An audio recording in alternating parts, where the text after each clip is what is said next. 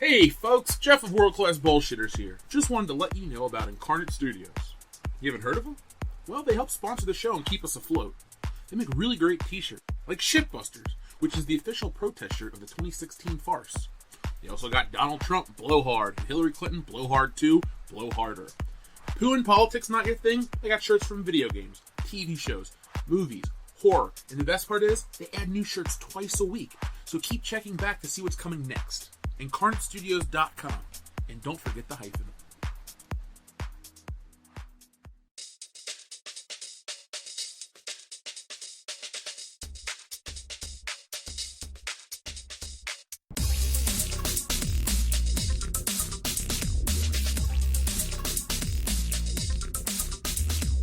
Welcome to World Class Bullshitters, where we discuss pop culture on 6th grade reading level.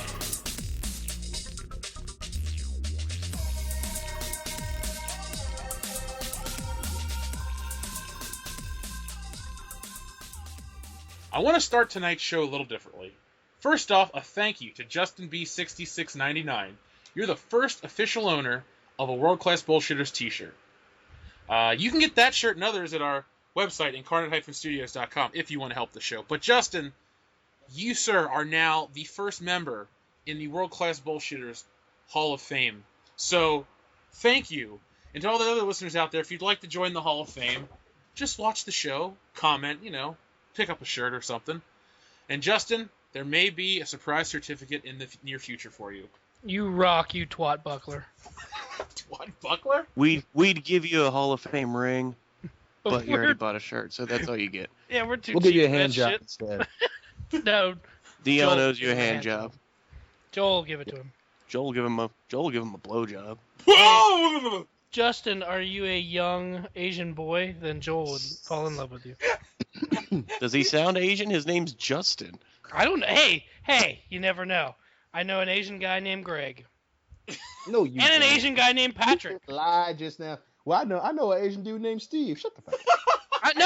I know two guys, Asian guys. One's That- Patrick. I know like 30 Asian dudes named Steve. I know a billion You work in a Chinese warehouse. names, Steve. Just saying. Secondly, I need to apologize to you, Dion. Uh-oh. Ooh. I sat down and watched all 4 Lethal Weapon films, and they're fucking awesome. Oh. What did I tell you? I want you to tell the world what I've been telling you for years. And then I want you to tell me your reaction when you watched the epic cinema saga that is Lethal Weapon. Well, I'll start out with saying this. There's no other film franchise that bats 100%. I like each Lethal Weapon movie. There isn't a bad one. They're all good. I don't know if I like the first one the best or the second or third one. The fourth one's not as good as the other ones, but it's still a really good movie. Yeah, I mean they're old by that time, so, and they played on that a lot. But even the fourth one, and I mean, literally, you can say whatever you want about Jet Li, but no Lethal Weapon 4, he really doesn't come over to the States. True. But I when I was watching the all 4 movies the other night, I'm thinking to myself, Beverly Hills Cop 1 and 2 are great, 3 is garbage. Die Hard 1, 3, and 4 are great. 2 and 5 are garbage. Even Star Wars. Garbage. Well, okay, it's not good to me. 5 is complete garbage. Oh yeah, for Yeah, sure. 5 is garbage, but I like 2. And then, Star Wars, you're not even at 50%. Like, for me, I like the first Star Wars and Empire Great Jedi's really good, and then you got Episode 7, which really brings it down. So, in a roundabout way, Lethal Weapon is like an awesome fucking action franchise. Everyone does a great job, and it really makes me like Mel Gibson, even though he's a racist piece of shit. I almost feel sorry for him that he can't get work anymore because he was really talented. Are the Yeah. Lethal Weapon movies on Netflix? Yes, sir, that's where I watched them all. Well, I guess I know what I'm doing this weekend. Seriously, watch yeah. them all in order, and tell me how many times you laugh, because they're fucking funny. They're great movies, dude. They arguably are the best. That's why I was really pissed. I think Screen Junkies did the best like action movies, and Lethal Weapon didn't last very long. I was like, that is bullshit. Lethal Weapon should at least make it to the final 4. I would put it, if I'm going to compare it to like Beverly Hills Cop and Die Hard and all that stuff that I really love, Lethal Weapon definitely stands on equal ground. Riggs and Murtaugh are awesome. Mm-hmm. I still like Axel Foley and John McClane more than those guys, but Oh yeah, I mean, yeah, they definitely work as a buddy cop. I think you could safely say Riggs and Murtaugh are on par with Reggie Hammond and Jack Cates from 48 Hours. I think I say they're better. Really? Oh my God, Jeff, you just gave me an awesome idea. What's that? A crossover movie between Beverly Hills Cop and Die Hard. So is Axel like turning it into a buddy cop movie? Yes, Axel Foley and John McClane team up. Is Axel just hanging out in California at the Nakatomi Plaza and Yeah, sure. We'll go with He's that. listening to skeletons for an hour and a half. Axel Foley plays Argyle. He is in California for Beverly Hills, Lord. right? You know what we do, Dion? We go back in time, we alter the script where Eddie Murphy plays the limo driver, and then he has to fight his way up the levels to get to McClane, and McClane has to fight his way down to get to Axel Foley, and this would just be a terrible movie. It would be horrible. Final thing about Lethal Weapon, have you ever watched number 3 all the way through the end credits? Oh, yeah. Oh, because I didn't know that, and I was reading something online, and it goes, watch through the end credits, and then the fucking other building blows up. I was laughing my ass off. Yeah, it was. 3 is definitely my favorite of all of them. 3 is my favorite for sure. I think Plus, it might be mine, too. Yeah, man, I love 3. And I've always said Lethal Weapon, the first one, is easily just as good a Christmas movie as Die Hard. It is. I need to watch it more. The only thing that bothers me slightly about Lethal Weapon is that Murtaugh's family is a little, too causey. Like, oh, save the whales. Oh, pro-life. Oh, South Africa apartheid. It's like each movie they got a new cause. But that doesn't detract that I still love the movies. And I really like the fact that they got the same actors in every one to play them. That was awesome. It just goes to show you when you get the same people to make a series of movies, it works better. Like Beverly Hills Cop. Martin Brest directs the first one, Tony Scott directs the second one, and John Landis directed the third one. 3 different directors, 3 different styles, and really, it doesn't work all 3 times. Right. I mean, and plus, it was, Joel Silver and, I can't remember the other guy's name, but, they had hands-on. Yeah, and so, and they had all 3 movies. When you have the same people not only working in front of the camera, but working behind it, you have people who give a shit about the franchise. I mean, that's what you can say it about, so many whether it be Beverly Hills Cop or Fantastic Four. I mean, there's so many franchises where people just didn't give a fuck about what they were working on. And you can tell. You cannot hide from that shit. Yeah, only Harrison Ford can pull that off. Right. Well, he's fucking Indiana Jones and Han Solo and a president of the United States. So he can, and he's Jack Ryan. So he's put in his work. Well, with all this Lethal Weapon love aside, welcome to World Class Bullshitters, the epitome of shit, pop we got a culture. show to do. We do. I'm your host, Jeff Hicks, and with me tonight is Dion Green. Baby, boys and girls, ladies and gentlemen, dogs, women, ducks, chickens, fucking dogs, and all in between. Justin, that dude who's in the Hall of Fame, was on roids the whole fucking time. I've exposed him. Exposed. Up next, we got Dan Kane. Hi. And finally, the Dr. Phil Seitz. Hillary Clinton, you whore, you got away with it. Trump 2016. Boom. Down with that bitch. Hey, to let the listeners know what day we're recording the show, Donald Trump is in town right now giving a speech. Is he really? Yeah, dude. So, yay. I don't know. Let's go get some free money. Yeah, Fuck yeah. this show. That's equally bad, but I really hate Hillary Clinton. Hey, Donald, can I get a small loan of $1 million to start up my t-shirt business? I swear to God I'll become as successful as you because of it. I saw It that. has not been easy for us. Yeah, There was a meme online that I saw on Facebook today. It was a picture of Hillary and Donald. And under Donald it said, pros for Donald Trump, not Hillary Clinton. Cons for Donald Trump. He's Donald Trump. And then it was the exact opposite on Hillary. It was hilarious. One thing I'll say, not to make this show too political, but I'm going to reference wrestling. When The Rock came back to the WWF in 2001, and Vince McMahon and Shane McMahon were trying to get him to either join the Alliance or Team WWF, Vince McMahon said a really good thing that's always stuck with me. Would you rather deal with the devil you do know or the devil you don't know? And everyone knows what Donald Trump is really like. And Hillary Clinton's a conniving piece of shit. So I would rather go with the devil you do know, and you know what you're going to get. All of a sudden, he's not going to just change what he is. Unlike Hillary Clinton, who is like a fucking chameleon. You never know where she is mentally, emotionally, or what she's going to do. She's not even like a person anymore. She's like a fucking walking, talking agenda in a $6,000 pantsuit. She's not a person. You cannot vote for her then. She's not a person. She's a walking cunt. There you go. I said it. Dustin, we miss you. The other bullshitters are not here tonight because it's Wednesday instead of Thursday, but when you listen to this show, it'll still be Friday. Woo! So, with that being said, guys, let's talk about the news, because next week it's irrelevant. Who's got news? I'll go first. I do. Well, go ahead, Phil, Joe. Phil, Go okay. ahead, Joe. Okay. Well, I had excuse me, I had two. I put them together because they're kind of very, very, they go hand in hand.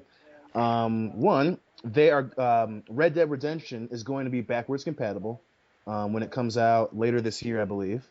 A backwards compatible version of Red Dead Redemption, and then they're going to release a PS4 version of the Warriors video game from Rockstar that came out in 2006. So, yeah, man, I'm bought that super game. excited.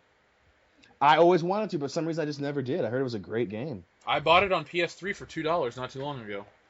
I was Red going Dead to say, Redemption Dion, I read talking about the Red Dead Redemption, I was reading earlier today, they broke a record already. 6,000 pre-orders today alone after the announcement. Which makes perfect sense. Red Dead Redemption is one of the best games I ever played, and the story, the gameplay, even the fucking DLC, arguably in my mind, the best DLC I've ever downloaded. The Undead Redemption, it's fantastic. I can't wait for that shit. So I'm gonna buy that probably at the same goddamn time I buy the Warriors. Where is Undead Auto? Why isn't that a game? Because the world would not be productive. It would be like a home console version of Pokemon. No one would go to work. Nothing would get done. Cats and dogs living together. Mass hysteria. It'd be an We open. become Europe, goddammit! We become Europe. It would literally be an open world version of Dead Rising, without the weapon crafting, I guess. I think what I would like for them to do, if they're going to do that, is just have a game mode. Like, have GTA 6, and then have, like, online, and then have zombies, where the entire city is after you. But you can wipe every zombie out. The zombies aren't looking to eat you, they're looking to steal your car. Grand Theft Zombie. I thought you were going to say they're looking to fuck you. Hey, speaking of getting fucked, we were just actually saved from getting fucked, because I have some of the best news of the week. No shit. Uncle Buck has been canceled by ABC. Yes! Oh Thank my God. Oh Jesus, there is a God. I didn't even know it had this many episodes. It says the season 1 finale of Uncle Buck aired Tuesday night. ABC had a run-off 8-episode season over the course of 4 weeks, airing 2 episodes a night on Tuesday at 9 and 9:30. Just an hour before word came of the cancellation. ABC issued a press release, blah, blah, blah. Uncle Buck is John Candy, not Mike Epps. Long story short, fuck remakes. It doesn't hold. They showed 2 episodes a fucking night. Well, I mean, I guess the Goldbergs is on hiatus, so you gotta watch something. Well, Oh my and God. that was the thing when they did that. When they do that shit, it's that They just know it's shows gonna that bomb. they tested it in front of an audience, and it bombed. Well, some shows they don't. I mean, you'll see that with movies too. Like when they purposely don't test it, it's it's just to hope and pray. I mean, so many movies and TV shows have been done where they don't have a test audience and they just kind of put it out anyway. So I mean, it happens often enough. I wouldn't have been surprised if Uncle Buck didn't get tested in front of an audience. Well, Uncle Buck is representative of a bigger problem, where you take these great established things and you just take a brand name and try to alter it to make more money, and sometimes it doesn't work. Like Uncle Buck. Tonight we'll get into some sequel topics, but Uncle Buck, we'll talk about Uncle Buck more. But I'm going to use Uncle Buck and remakes to springboard into something else, which is the bane of our existence here at World Class Bullshitters. Guys, I have some more good news, and it's very mean good news, but it's also a question. Is Ghostbusters already a failure? Yes. But, Yeah. well, we already knew that. Sorry, that was rhetorical. Yes. Oh, it was rhetorical. You assholes. So this Rhetorical, Farley. This is big. This is major. This is Kajunga. Retailers are already giving up on this new farce. Target has already begun to discount Ghostbusters merchandise from the movie that's not even out yet. To my Walmart knowledge, has this as has well. never been done before. Ever. Usually retailers try to milk all the money they can get out of a product, but with this, they're just trying to purge it as fast as possible, and it's incredibly funny to me. Online, they're showing these videos of how they've discounted every Ghostbusters female action figure 30% off. They've been moved to the clearance rack in place of like Beyblades or Ninja Turtles or something. And now That's people are the trying to flashes. argue that kids are sexist. It's not sexist. It's not. I don't understand where this comes from. It's not sexist. Just because it's an all-woman cast doesn't mean it's sexist. If it was an all-black cast and it failed, everybody'd be calling it racist. It's retarded. It's not because they're women. It's because they're terrible women. They're garbage actresses. And then Well, no, they're it's a not. garbage director. Like I said, I go ahead. I'm sorry. No, I'm done. I made my point. You know, like I said, again, you know, Kristen Wiig was successful on Saturday Night Live. What's the chubby chick's name? Melissa McCarthy? Jenny McCarthy. Melissa Pork? McCarthy. Jenny McCarthy? Jenny McCarthy? How do you You miss can't, Dion. You can't mix She this up. is way worse. But Melissa McCarthy, you know, did a few funny things. You know, not a whole lot to be honest, but did a few funny things. You know, the black chick is funny on SNL. So when they're in the right direction, steered in the right direction, it could be good. The problem is, you know, one, you didn't, you know, and what pissed me off was, oh, well, this is giving women heroes for the new generation. One, what girls give a shit about Ghostbusters that aren't considered, you know, geeky, nerdy, whatever, number one. Number two, it looks fucking horrible. It has nothing to do with them being women. It looks like a horrible fucking movie, plain and simple. And people like ETC and all these other, you know, major, I shouldn't say major, but these online quote unquote news entities that are probably one being paid to fucking talk good about the movie. You know, well, you know, people being misogynist. No, if the movie looks fucking horrible, you know, Fantastic Four didn't fail because people didn't want to see Johnny Storm as a black guy. It failed because the movie was fucking horrible. And the minute it came out, people stopped using that as an excuse. The movie sucked. Mhm. Well, I think we're on the verge of something historic. Maybe in the long run, I'm going to like this Ghostbusters movie, not because that it exists, but because it's going to send a message to Hollywood: don't fuck with classics. You know, in my new Lethal Weapon love, I've been doing some research, and they got a Lethal Weapon TV show coming out this year, and I don't like it. Yeah, it's in the ways of the Rush Hour TV show that came out a few months ago. And it's already off the air. I think so. And the Beverly Hills Cop show that never even made it to air. Nope. And so we're going to get a Die Hard TV show to round out the fucking quad of great action movies that get turned into terrible TV shows. Well, and that's the other thing. You know, Sony wants to give young girls heroes. So Sony's not doing this to make money off the franchise. That's what you're telling me. You are telling me that Sony is making this movie out of the goods of their fucking hearts because they want to give women heroes, young girls heroes. Here's the thing. If women need heroes in film, they got the Hunger Games. Katniss is way more popular with young girls than any of the Ghostbusters. So a lot of young kids' Ghostbusters are three chubby white dudes and a black guy. They don't know anything but maybe Bill Murray. They don't know any of them but maybe Bill Murray because of Zombieland or the fact that Bill Murray is just a part of pop culture still as Bill Murray. Right.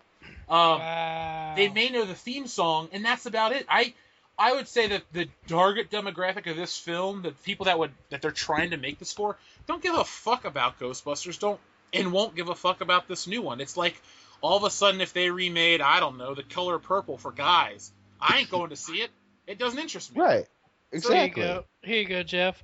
After airing one season, the Rush Hour show has been canceled. It launched to a underwhelming 5.1 million viewers for its first episode. Its second episode only came in at 0.9 viewership. 0.9 million viewers. I wish we could have 0.9 million viewers on World Class. Seriously. Well, for TV, awesome. that's crazy. That's a huge drop. Oh, I know.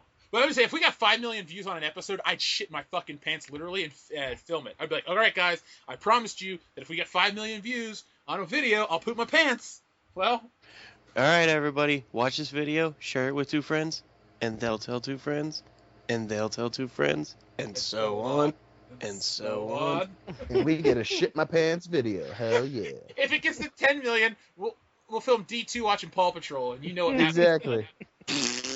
Good old fashioned ham shits. We're talking about shows that got canceled. They canceled a show this past year called Of Kings and Prophets, and it was highly reviewed, and then it bombed. They canceled it after 2 episodes. It's a new lap record. Yeah. No, it's actually Well, not a new that lap happened record. with, There are apparently, I found an article here, 15 shows that were canceled after only 1 episode. Well, Yep. didn't Beverly Hills Cop not even get 1 episode? No, they didn't air. I was to say, I would have watched that 1 episode. Hell yeah. It's one of my favorite movies ever. I'm going to watch anything they make about it. But if you want to hear how much I love Beverly Hills Cop and what I would do with it, watch last week's show because, fuck, I wrote Beverly Hills Cop 4. So who else has news? I got some news. All right, Philip. I was reading today. Looks like Fox is trying to cash in on the Marvel TV series success of late. Legion, a new series coming to FX, centers around a character struggling with mental illness and his own mutant powers. In the comics, David Haller, played in the new series by Downton Abbey's Dan Stevens, is the son of Professor Charles Xavier. He shares his father's telepathic abilities, but in this alternate universe, he shows that symptoms are just mental illness because mutants are just coming to light in modern day. So basically, yeah, it sounds terrible. I'm about to say, that sounds like another show I'm going to skip. Yeah, it sounds really bad. And because the universe is not centered in the current X-Men universe, I just don't see it working. I hate to keep harping on this every week, but it's that fragmentation. The reason Marvel works as well as it does, because everything's unified. There's one fucking vision. Yep. Like, I know people go, ooh, artistic creativity stifled in the Marvel Universe. I don't know. I've watched 12 or 13 Marvel films in a row that have all been good, from good to great. None of them have been bad. I'm sure people's artistic visions are represented on screen. And look at the money it made. Look at the success they've had. Look at the quality of each one of those movies. Not only that, but look who they chose to do these movies. I mean, a lot of them were directors that really hadn't done anything outside of Joss Whedon and Jon Favreau from the first 2. But I mean, they the Russo brothers, they were fucking essentially unknown, and then they did so well. They're doing fucking Infinity Wars. They are the best people to ever make a superhero film. By far. By far. I haven't even watched Civil War a second time, but I've been thinking about it a lot lately, and hell yeah, the excitement I feel when I go to those movies is just second to none. Just my favorite line, "Cut the shit, Rogers, did you know?" Oh, that gave me goosebumps. Now, you're talking about people involved.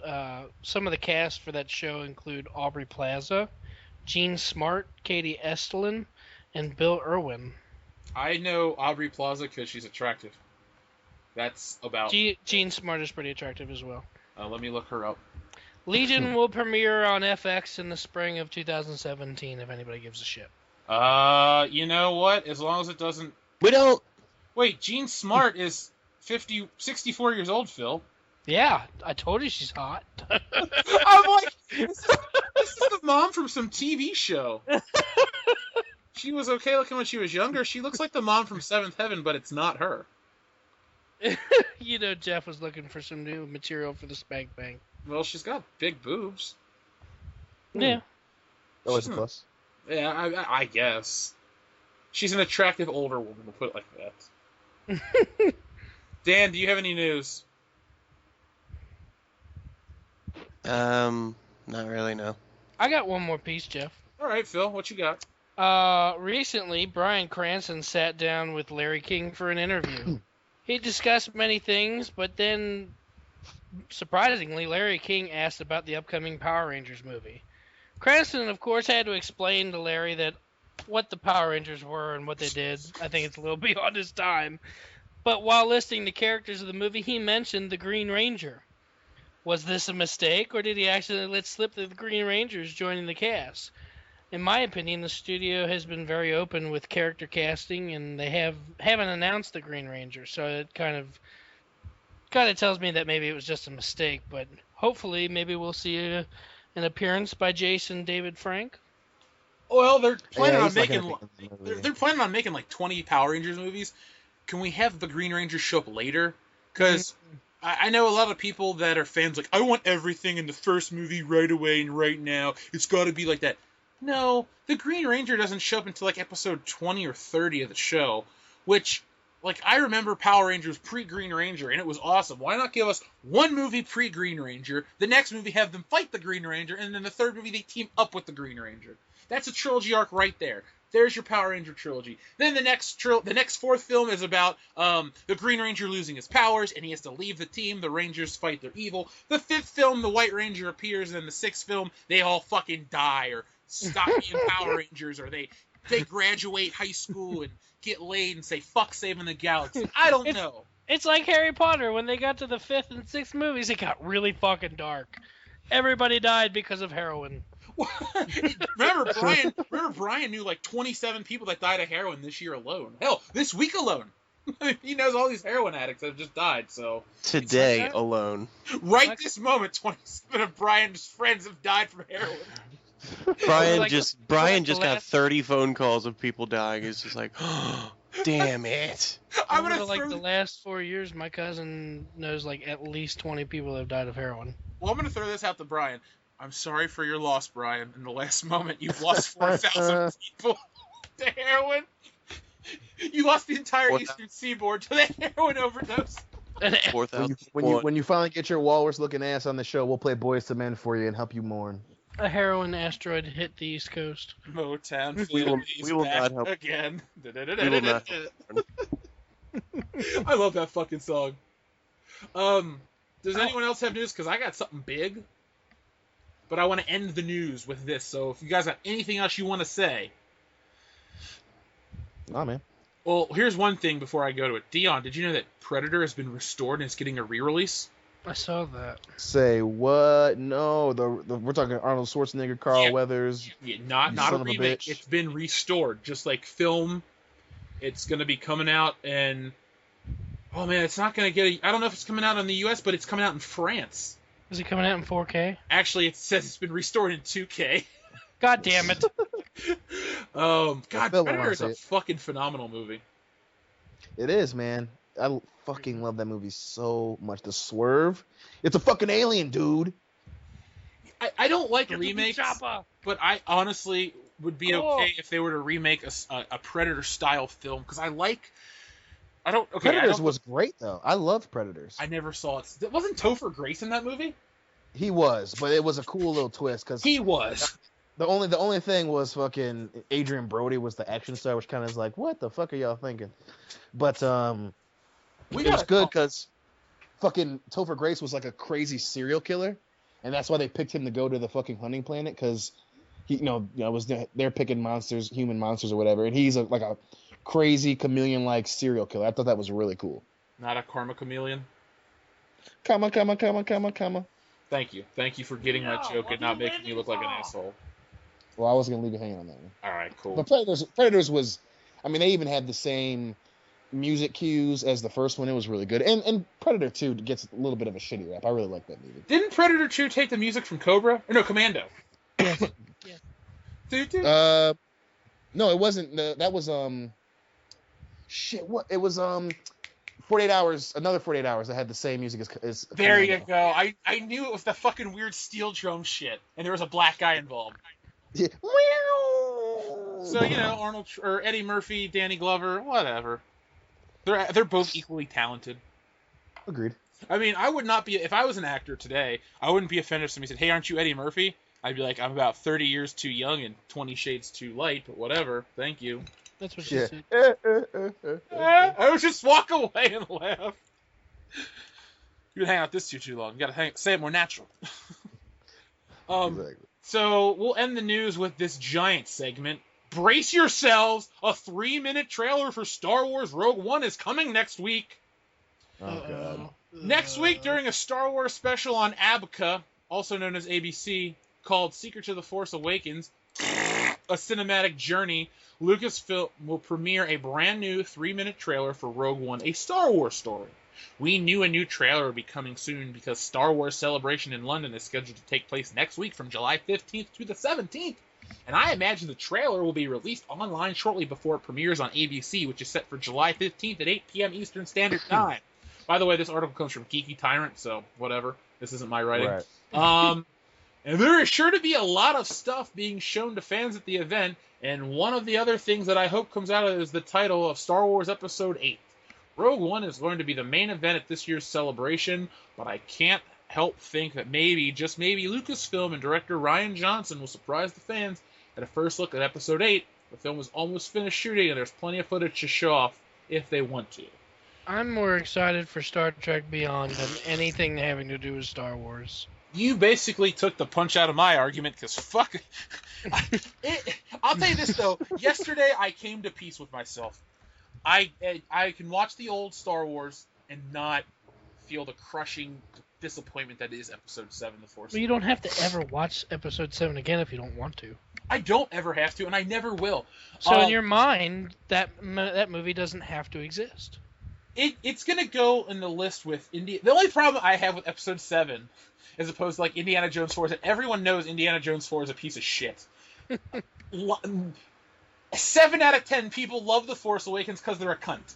Just saying it, flat out. If you genuinely think The Force Awakens is one of the greatest Star Wars movies, take your head out of your ass, or just go fuck yourself, because it is not a good movie. No, I don't know how long it's take going your to head take. out of your ass and go put it in the pencil sharpener. If you can fit it in there, because your brain is that tiny, if you really like this fucking movie. I'm not even going to apologize and say, oh, I'm sorry if I offend you with my language, or I'm sorry if I offend you with my statement or stance. No. We have seen the worst of Star Wars, and it was directed by J.J. Abrams. Bunch of cunts. Are you guys excited for this trailer? Fuck no. Dan? That's a no from Dan, too. It'll have Vader in it, and everybody's like, oh, it's Vader! I can't wait till that idiot Jeremy Johns puts on his fucking Star Wars bedsheet as a cape, because every kid did that, you know, fucking idiot. And sits in front of his camera and cries like, oh my god, it's Star Wars, the feels, the emotions are real. You idiot. Like, no one has ever genuinely felt that way about anything. All you people did it was for attention, because you want people to watch your video of like, I'm going to out-emotion the other person who's watching the exact same thing that 20 other million people are going to watch. It's so fucking dumb. Like, when I saw the Star Wars trailer the first time, I went, that's it? Well, I'm a little disappointed. Then the next one came out, and I was like, and then the Han Solo one came, I was like, okay, Han Solo looks cool, Harrison Ford did age well, let's see this movie. And then I saw it, and it fucking sucked. Rogue One, you know, I'm very opinionated when it comes to Star Wars, because I've seen the heights that it can go to. I mean, Star Wars and Empire Strikes Back are great classic movies. Irvin Kershner did an amazing job with Empire. You know, the average person's going to say Empire's better than the original Star Wars in every way. I won't, but I'm not going to get pissed off at you if you make that argument. Yeah, the prequel sucked, but Episode 7 is just worse. It's not even original bad. It's just, it fails on every fucking level. The funny thing is when people go, oh yeah, it's my favorite one. So would you say it copied a lot of elements from Episode 4, from the first Star Wars? Fuck Well, yeah, then it can't be a fucking great movie. If it copies another formula, it's not good. It's literally just a fucking copy, and a bad one at that. I was going to make a video the other day called Star Wars The Force Awakens 6 months later, but I couldn't honestly come up with anything else to say that I haven't said on this channel. If you're like Justin B 6699 or Noah R or Spy Fiction or a number of our great listeners that, you know, sign up and listen every week, you guys know my opinion on this show, and you can go back and even listen to the episodes prior to Episode 7 being released, and you know that Dion, give me credit. Did I not essentially call Episode 7 before it came out, like all the shit that was going to happen in it the way it did? You did. You totally did. And the date on the video proves that it was before the movie came out. I think we did when the trailer the first trailer debuted. And I don't have the special privilege of going to see these movies early. I wish I did. But my stance on them is going to prevent Disney or Lucasfilm or any other, I don't know, civilized but stupid film company from inviting world-class bullshitters to go preview their movie, because, I don't know, if it's great, we're going to praise it to high heaven, but if it sucks, we will let you know. Well, that's the thing. You know, I actually liked the first Rogue One trailer. Obviously, my whole thing, if you listen to past episodes, was that they're obviously trying to make her look like Han Solo. But the fact that they had reshoots, and then they come up with this BS reasoning. Oh, every movie has fucking reshoots 6 months before the fucking movie comes out. It's like, come on, guys. Come on. I mean, the fact that you literally, in episode 7, copied the double sun scene. You couldn't even come up with something original for that. And Dion, you expect me that that's this is going to exactly how I felt.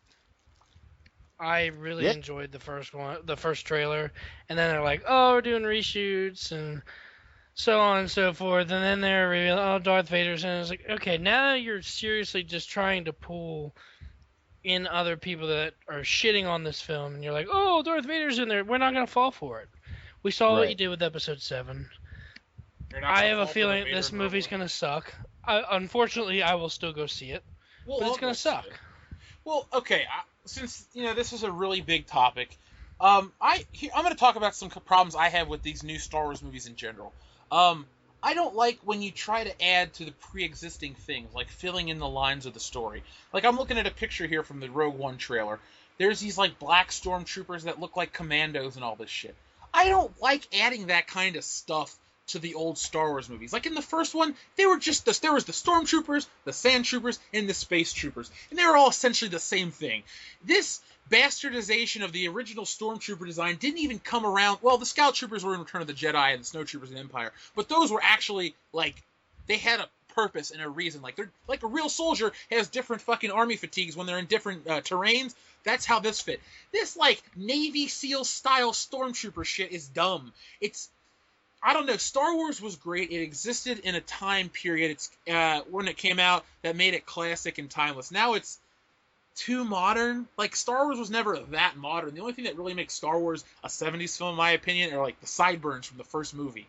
When I watch Return of the Jedi, I don't think to myself, Eddie Murphy's relevant, Family Ties is on television, and we're only 2 years removed from Back to the Future. Like, Star Wars just sits there. When I watch these new Star Wars movies, it's like, oh, well, this is clearly a product of 2015 because, there's the stupid crash zooms. There's the fucking, Jason Bourne-style cinematography. It's just, I don't know, you're taking what made Star Wars, and you're changing it to appeal to this modern audience when it doesn't even need to exist anymore. It was fucking fine the way it was. The story ended.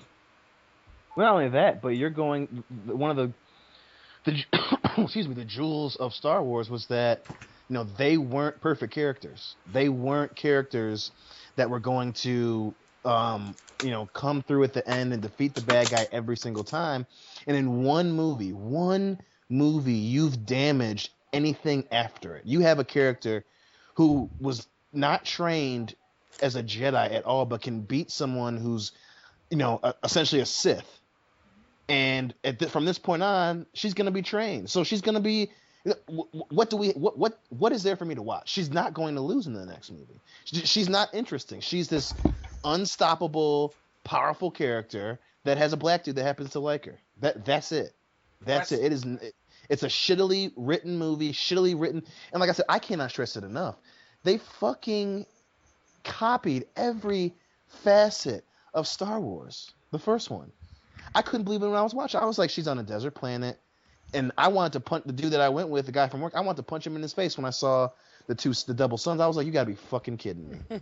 There's J.J. Abrams, and they're so lazy. They're like, okay, the first movie was so good, we're gonna try and copy that success in this one. And they did a shot-for-shot remake. I couldn't fucking believe the laziness. I don't like to throw this term around a lot because I watch stuff like Screen Junkies, and they throw this phrase around, and it really loses its punch, and it makes me lose respect for them. But the word iconic is something that applies to Star Wars in its many scenes. And the scene where Luke Skywalker looks off into the sunsets of Tatooine, that's probably the most iconic shot of that whole fucking movie. It's beautifully scored. It's beautifully shot. Everything in that scene is conveyed perfectly without a single line of dialogue. If that was today, it would be like, I don't know, there'd either be a narrator or Rey would just overdo it, or there would just be something to dumb down that scene. And it shows that when it was redone with those two fucking TIE fighters, like, whatever. And that's another thing. Why, if it's so far after the Empire fell, why is everything essentially the same designs, but it's not the same old, like, hardware? I could understand if they picked up all the old TIE fighters that existed or something like that. But no, they just like redesigned the exact same thing that lost in battle. So whatever, it's just nostalgia, guys. You saw that. Don't you like that over there? That's Star Wars. That's why you should like it. It's not good. It's Star Wars. If we're gonna cast a narrator, I nominate Morgan Freeman. I Or don't. James Earl Jones. You can't have Darth Vader narrate Yes, stuff. no, he narrates everything. I want Darth Vader to narrate me taking a shit. Yes. You will squeeze your sphincter tighter. Thanks, Darth. Thanks. Why are you squeezing tighter? You want it to come out. Use your opposite of the force choke to help me pass this Chipotle burrito, bro. I'm a little bound up. But Use the force. What I want to know is what the hell is this TV show called? Secrets of the Force Awakens: A Cinematic Journey. Is it a TV show? It's what's going to be airing on ABC next week. I honestly think it's going to be a fucking suckfest of how great Disney and Lucasfilm, J.J. Abrams, Kathleen Kennedy, and every other shit fucking actor, Harrison Ford included, they're going to pat themselves in the back. Oh, we made a great film. We made a timeless film. We made a fucking piece of art. No, you cashed in and remade something somebody else did 40 years ago. Congratulations, guys. From now on, if anyone ever makes the argument that this movie is essentially a remake, I'm going to go, did you like The Force Awakens? Then your argument's invalid, because The Force Awakens was the worst remake of any movie, and it's supposed to be a sequel to it. It's probably going to be all the bonus features that were on Force Awakens. Well, I don't own the Blu-ray. You do, so. I do. I'll admit it. Well, you're part of the problem, Phil. Sorry. God damn it. Did you buy it in 4K? No. Dion, are you heartbroken about how Star Wars is the direction it's going in? I am. I mean, to be a kid and it to, drastically shape your life, to have characters that are human, and then to have, I lived through the prequels. 3 was, chicken salad out of chicken shit, but, and then to wait, again, I knew I was like, shit, man, this isn't going to be good. The movie ended, and then to be forced to watch a reboot that's disguised itself as a sequel was heartbreaking. It's fucking heartbreaking to see that a guy like J.J. Abrams, who has had more failures than successes, take a movie and try to make it look like Star Trek and essentially offer, even the people who wrote it, offer nothing, or not a goddamn thing about that movie. It was original outside of, hey, black dude's the main character. And it's like, bullshit, he's the main character. It's like, fuck, man. Like, what? Just what? Just. He's literally a goddamn janitor. At least Lando Calrissian had the distinction and the honor to be the fucking head administrator of an entire mining colony, and he was a pimp. He wore a cape.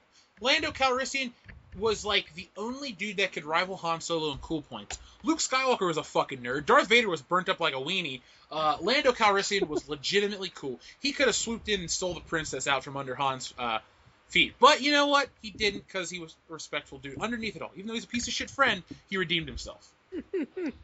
So if you want to talk about black characters, white characters, all this other SJW bullshit that permeates every fucking facet of entertainment news, because we live in this 24-hour news cycle, so we gotta keep pumping shit out all the time, and so we dig up little things, like a black lady Iron Man, or this, there's not enough black people in fucking Spider-Man or some dumb shit, to just keep this moving. And, Star Wars did it the right way back in the past. Maybe there wasn't 50 black dudes in Star Wars, but you know what? They had Lando Calrissian, and fucking Lando is one of the all-time greats in Star Wars, and in movies in general.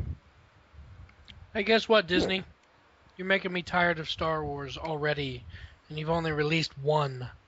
I only hope and pray that okay, there are 3 types of people out there.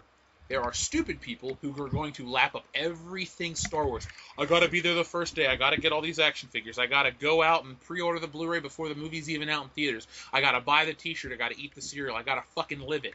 Okay, I gotta see the movie 10 times in theaters, and then I gotta fucking watch it 100 times on Blu-ray, and I gotta fucking dissect it. Like that guy I met at the comic book store. That's the fucking first type of fan. Then there's the fan that's like, The Force Awakens was essentially the first Star Wars, but I'll go see it because it's Star Wars. I think that's where we all kind of lean. Yeah. But I also fit in the category through where I fucking vehemently hate Star Wars and want it to fucking come crashing down. And I want Disney to go, we've killed the greatest franchise of all time. Let's not fuck up Marvel. That's right. Well, let's just leave Marvel to Marvel Studios. We don't have, we're gonna be the ones that control Star Wars. Let's leave Marvel to fucking Marvel. I guess I should really not use the phrase, the term blame Disney, because it is Lucasfilm underneath it all, run by Kathleen Kennedy, who, she has great film credits, but this lady is clearly drinking the fucking Kool-Aid out in Hollywood.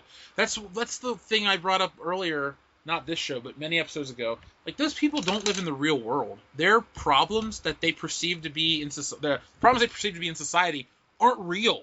Like, no one really goes, like I said earlier, no one goes, man, I woke up this morning and I really hope that there's a black lady Iron Man. Like, no one has ever got up in the morning and thought that themselves. And if anything, if there are real world issues that happen every day, they misinterpret it and try to turn it into a fucking cash cow. Don't tell me that they're gonna have this black Iron Man woman to bring in new fans for Marvel. The people that saw it, they said, "Oh, that's pretty cool." They're not gonna read it. If you want to try and bring new people in for a new character that's a black woman, make a new fucking character. Don't and the same thing with Star Wars. You couldn't make an original character, so you just took Luke Skywalker and turned him into a girl. That's not you making something original. That's not you being a creator. That's you taking something that worked the first time and then just changing it so you can say, well, yeah, we change things like that all the time. That's you giving into the world of bullshit that is currently happening. No, sexism, racism. No, those things actually happen for sure. But it happen. But the fact that there's no but. Those things happen. But when people, if you're gonna do it the right way, do it like fucking Mad Max.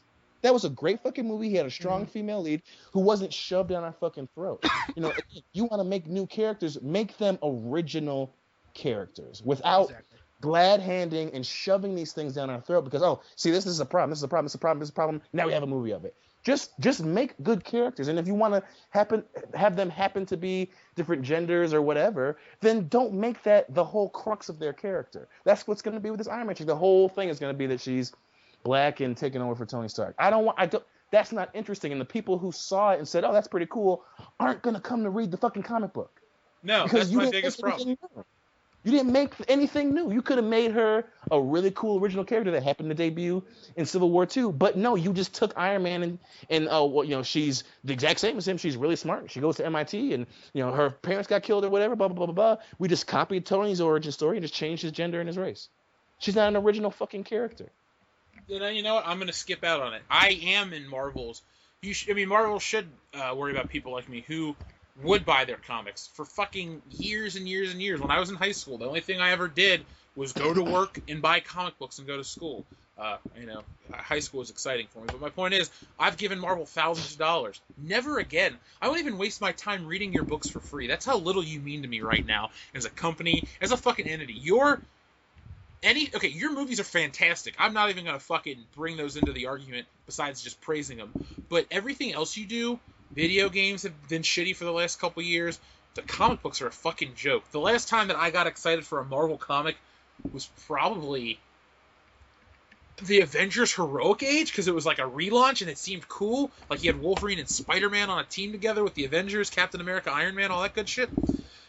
Now it's like, well, there's Lady Thor, there's Black Girl Iron Man, there's Muslim Miss Marvel, there's half black or whatever he is, Ultimate Spider-Man Kid. What the fuck? Where are the good characters that I want? I'm not even a white dude. I want the characters that I know and like, and these people aren't them. But not only that, but you like those characters because what? They were fucking original. Daredevil was a blind fucking dude who grew up in a poor neighborhood who became a fucking superhero. That's compelling. Captain America, essentially an old dude who literally, went to sleep, when the country was fighting evil and as good as it can be, and he wakes up years later and things are completely different. That's a compelling character arc. Tony Stark, to bring the whole thing for a circle, is a character who he was a rich, spoiled kid. His parents, he didn't have the greatest relationship with him. They ended up dying, and he became a superhero. But he still was a fucking alcoholic. He fucked his friends, his coworkers. That fucked his life up. He became addicted to technology. That is a compelling fucking character, and it's original. you know, the list goes on and on with comic book characters. And then you could to even tell argue. me- Oh, sorry. Go ahead. no, and then to tell me that, oh well, we, you know, again, there aren't a lot of people of different colors and different orientations, but if you want them to be there, make them interesting. Don't copy someone else and then just change it and say, oh, see, it's going to be compelling. Their story, you know, there's a laundry list of things in pop culture. When you half fucking ass it, it doesn't work out well. It's not that we're trying to be racist, but if you wanted to make an original character, I'd give it a shot. But if it's just a carbon copy, you know, she's got a vagina now. You know, that's not original. That's not anything new. Yeah, like Cloak and Dagger. I said this on our other episode that you can check out on the Yeah. channel. Cloak and Dagger was an interracial couple. They were a superhero team, blah, blah. I don't think they were banging back in the day, but my point is, there was a black dude, there was a white chick. That was a unique take. There had never been that, and they were new. You know, Marvel used to have creativity and balls. And, I mean, yeah, they weren't launching all these black books because, well, that would have been suicide for business sake. Now Marvel's, like, trying to make up for the slights that they think they have perpetrated against society, but no. Dion, you're a black dude. You're not fucking clamoring for Black Punisher or like Right. any. And we just and want there the are classic black characters. exactly. And there are black, you know, again, I'm not saying just because we have a few that's that's enough. You want to make new characters, that's fine. But we have Spawn. Tarantula is a fucking Mexican guy. Jon Stewart is a Green Lantern. I know that everyone's going to go ahead and say, oh, well, he's Hal Jordan. No. He was an original character, and Green Lantern was written such that it was essentially a police force. And Jon Stewart, who was way different than Hal, was his own fucking character. War Machine was Tony Stark's best friend. He wasn't a genius. He wanted to help his friend. You know, he did modifications that kind of fucked his life up. And he was the only dude who wasn't as smart as Tony, but can match him, you know, in wit and discussion. And he just happened to be a black guy. You know, those characters work because they were fucking original. I think we have the perfect blend of black, white, and whatever you need on the movie Avengers team. You got War Machine, he's fucking awesome. The Falcon, man, I got pumped. The first thing I thought of when they're announcing Civil War is, I'm more interested to see how Bucky and the Falcon interact with Cap because they used to be partners. I cared about these characters. Make me good characters. Take established black characters and make them fucking good. We don't need this her name is literally Riri. Sounds like retarded, which is what the idea is. We don't need her. Why not take Misty Knight and make her more of a relevant character? Thank you. Why not take get rid of Squirrel Girl. Get rid of some of these shitty characters.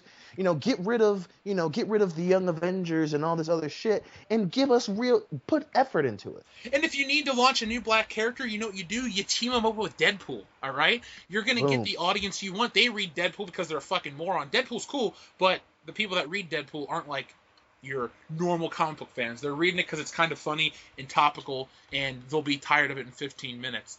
But Deadpool is like perfect if you need to use that character to help move a new character. Do that. Don't worry about that. And like the X-Men, why is fucking Iceman gay? Like, he was never gay in the books beforehand, but we need a gay character. We can't make a new gay character. We have to make an established character gay. So Iceman is kissing a dude on the cover of X-Men, whatever. And it's a publicity stunt. It's stupid. X-Men. And he was in love with fucking Kitty. Yeah, he was in love with chicks before. And on the cartoon, he was fighting with Peter over Firestorm. Exactly. Oh my gosh, thank you. You know, and it's like X-23 is a woman, and she's a great fucking character. She's a great fucking character. I mean, I'm not a huge Emma Frost fan, but you know, she ends up becoming one of the leaders of the fucking X-Men. Storm's the shit. Storm is a fucking black woman from fucking Africa, and she's arguably one of the most recognizable characters, you know, top 5 recognizable characters in comic books. The list goes on. So you acting as if, you know, there is this disparity between, you know, new characters when you've proven in the past that you can do this with new people, but it's not creative. You're just doing it, like you guys are saying, you know, to say, yeah, well, we change characters, sexual orientations, and races all the time. It's like, God damn it. You know, hey, you guys mentioned Black Punisher. Yeah. I was just curious, who would you guys cast as Black Punisher? Nobody. If he existed. He doesn't need to. Oh, Denzel Washington for sure. I saw Equalizer. That was a great fucking movie. I liked what was that, Man on Fire better. Man, that was a better movie. It was great. I don't want any race swaps. Like Dion brought up Punisher or Spawn and Blade and those guys. I watched Blade 2 this morning when I was working on some shit. Yeah. Blade's a good character. And here's the thing, and I'm going to use Beverly Hills Cop. The best characters of any race don't rely on the race to make them a good character. Axel Foley only once brings up, twice, about being black. Okay? He mentions about when he's in the, talking hotel. to the hotel, and then he's talking to, what's his name? He's like, we gotta, you've been hanging out with this dude too long. It's more natural for us, Like, and, one other time when he's in the fucking warehouse. About how can a black man dressed like me just march into the bonded area? But it's not like when you're watching something directed by Tyler Perry, it's like, oh my god, this is a stereotype unto itself. Right. It doesn't empower anyone. It makes, like, I'm going to bring up again, the Falcon is a perfect example. I'm just a soldier. I was a pilot. My partner died. I fight for America. I'm an Avenger. I don't give a shit what color that dude is. He is a compelling character. It just happens to be a black dude. Black Panther kind of has to be black because he's from Africa and he's not a South African, And he's become one of the biggest characters in Marvel Comics. Because, and it wasn't that he was black and from Africa. He was from the most technologically advanced society on planet Earth. He's a fucking king. He was fucking, not only that, but he loses his fucking kingdom and he just starts beating the shit out of people. Like that's compelling as fuck. He beats one of fucking I keep wanting to say Darkseid. Thanos? Fuck. What? Thank you. He beats one of the not heralds of Thanos, but one of his henchmen by himself. Because that's a compelling character. This dude's lost a lot. He doesn't trust anyone. I mean, people who he does trust are very little and far in between, but they're great. Luke Cage is a badass fucking character. He's a dude who went to fucking jail. His father was murdered, and he becomes a fucking mercenary essentially. And he and his Asian fucking friend go and beat the shit out of people for money and eventually do things for good. He's a great fucking character. Yeah, there's moral complexity to him. It's not. I mean, yeah, when he was created, he was a little hokey with the way he spoke. Oh, I mean, they all were. It was the 70s. Yeah, but to say it's the 70s, I mean. When Shaft and shit like that is talking like that in the movie, I don't think it's a thing to say it's a racist thing. It's just how everyone portrayed black people in movies, including black-made films, I've seen a ton of blaxploitation flicks. They all sound like Luke Cage, and I don't think those dudes are being funded by the man to make their films racist and propagate hate. No, that's just how people talk. I'm not into half of the shit nowadays, but it's not racist when, or the way Kanye West acts, that's just the way he acts because it's how he is. So fuck it. These people and these problems with race, they're not even real problems, man. They're not real problems. Well, and even if they are, you doing it that way isn't going to fucking help anything. Because, it exists, but you just say, we're just going to change this character to appeal to a group of people who aren't going to even read the fucking comic book. It's like, don't fucking tell me that you're doing this just to say, because you're too lazy to come up with something original. I am all for new characters that are from different creeds, different backgrounds, but fucking don't half-ass it and try, don't fucking piss on my leg and tell me it's rain. This ain't fucking rain. This is piss. I don't need to piss off Donald Trump. I just hope that people don't buy this first issue of Iron Man. And I hope that people see through this bullshit of Star Wars Rogue One. And I hope people don't go see this new Ghostbusters movie. I just want you people out there to realize, look, it's stupid, it's marketing, it's trying to push an agenda and create... It's almost racist in itself because it tries to create segregation, Like the original Ghostbusters, Winston, it didn't matter that he was black, he was just a dude on the team. He wasn't the scientist, he was just a dude on the team, but they treated him with respect, and he was one of the team. And actually, if you want to get into it, Winston has the last line of the film, so there you go. But nowadays, it's like, we gotta call out my cultural diversity, and I gotta stand out the power of Patty. And that just comes off as a little tasteless, in my opinion. And that makes Paul Feig and all those other idiots racist. So, just, fans, before we get into the main topic of the show, think about the entertainment you consume. Just think about it. Not think about what I'm choosing to consume. Just think about what you watch and, look for the subtext. It's there, man. So you'll be surprised at the shit they shovel on you. Did Paul Feig write it too? Probably. He probably jizzed on himself too when he thought about Melissa McCarthy in her jumpsuit. Oh. I don't know. Oh my god, I don't know. I don't know who would find that fun. Melissa McCarthy. You know what? I think the reason I'm not shitting on her and the other lady Ghostbusters too hard is I think deep down they know that this is a bad idea, but they just, you know. He was one of the writers. There were 3. Katie DePold, and then it just says others. Oh, Dan Aykroyd. Fuck you, Dan Aykroyd. You sellout. Ivan Reitman. Reitman, he's the director of the first film. He's a sellout too. Harold Ramis. He's dead. Rest in peace, Harold Ramis. He's probably just getting a credit because of what he did on the original Ghostbusters, and probably the other 2 guys. Oh god, he died 2 years ago. Yeah, dude. Welcome to the party, pal. Fucking bastards. Well, the reason I'm pissed off about Sony and Ghostbusters more than anything is they just wait. Harold Ramis and the other guys wanted to make a Ghostbusters 3, and Sony and all this other shit was kind of like preventing it from happening. And then Harold Ramis died, and they rebooted it instantly. You know, a movie with old white guys will sell if it's done right. Or a movie with 4 women will do well if it's fucking done right. And then the way that the film immediately hid under the cover of, well, that's sexist. You didn't even stop to think, is this a good movie? You know, if you know, and then you're saying, oh, well, you know, we're giving women, you know, heroes, which is a good fucking thing, but it's literally, again, a fucking copy of the original. You didn't have, you know, 1 dude, 3 chicks, one of them's Asian, one's kind of, you know, a tomboy, whatever. No, you took 3 white women, or 3 white characters, turned them from men to women, and the 1 black character and turned it to a woman. That's not you being original. That's you looking at the first one and literally saying, this worked the first time. We're going to copy it. And again, Sony does not give a flying fuck about social issues. They rebooted it because one of the creators is fucking dead and wouldn't fight it. And 2, they want to make fucking money off of dumb people who will go to see a movie, and even though it is bad, will say, oh, people who don't like it are just sexist. No! A bad movie is a bad fucking movie. It's that fucking simple. Mm-hmm. You can't honestly argue that criticism equals sexism. You know, exactly. And you being offended isn't a form of activism.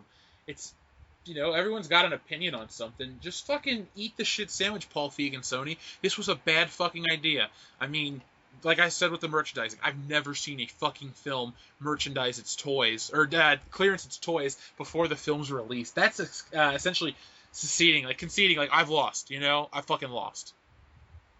Yeah, it's really dumb, man. It's, you know, and then oh yeah, this is original. It's like people who like movies can tell, oh, this is just a carbon copy.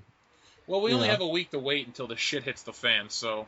Oh god. Oh, I can't wait, dude. I can't wait for it to do horribly. And you know they're gonna blame people. Oh, you know, we're just all the misogynists. No, it looked like a bad fucking movie.